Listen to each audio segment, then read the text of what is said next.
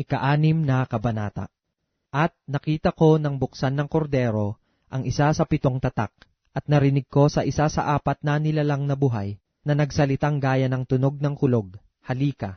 At tumingin ako at narito ang isang kabayong maputi, at yaong nakasakay dito ay may isang busog. At binigyan siya ng isang putong, at siya'y yumaong nagtatagumpay at upang magtagumpay.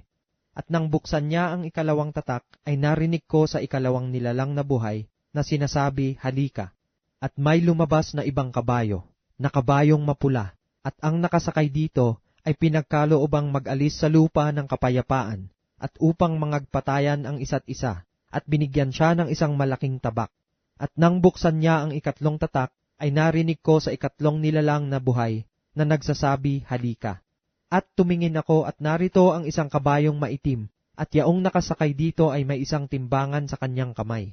At narinig ko ang gaya ng isang tinig sa gitna ng 4 na nilalang na buhay, at nagsasabi, sa 1 denaryo ay 1 takal na trigo, at sa 1 denaryo ay 3 takal na sebada, at huwag mong ipahamak ang langis at ang alak. At nang buksan niya ang 4 na tatak, ay narinig ko ang tinig ng 4 na nilalang na buhay, na nagsasabi, halika. At tumingin ako, at narito ang isang kabayong maputla, at ang nakasakay dito ay may pangalang kamatayan.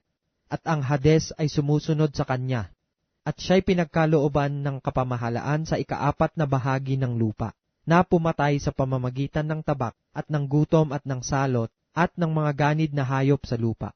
At nang buksan niya ang 5 tatak, ay nakita ko sa ilalim ng dambana ang mga kaluluwa ng mga pinatay dahil sa salita ng Diyos, at dahil sa patutuong sumakanila. At sila'y sumigaw ng tinig na malakas na nagsasabi, hanggang kailan, o Panginoong banal at totoo, hindi mo hahatulan at ipaghihiganti ang aming dugo sa mga nananahan sa ibabaw ng lupa, at binigyan ang bawat isa sa kanila ng isang maputing balabal, at sa kanila'y sinabi na mangagpahinga pa ng kaunting panahon, hanggang sa maganap ang bilang ng kanilang mga kapwa alipin at ng kanilang mga kapatid na mga papatayin na manggaya nila. At nakita ko nang buksan niya ang 6 na tatak, at nagkaroon ng malakas na lindol.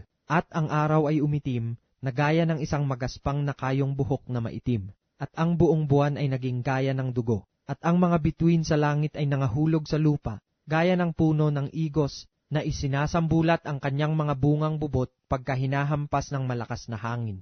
At ang langit ay nahawi na gaya ng isang lulong aklat kung nalulon. At ang bawat bundok at pulo ay naalis sa kanilang kinatatayuan. At ang mga hari sa lupa, at ang mga prinsipe, at ang mga pangulong kapitan, at ang mayayaman, at ang mga makapangyarihan, at ang bawat alipin, at ang bawat laya, ay nagsipagtago sa mga yungib, at sa mga bato sa mga bundok. At sinasabi nila sa mga bundok at sa mga bato, mahulog kayo sa amin, at kami iyong itago sa mukha noong nakaupo sa luklukan, at sa galit ng kordero, sapagkat dumating na ang dakilang araw ng kanilang kagalitan.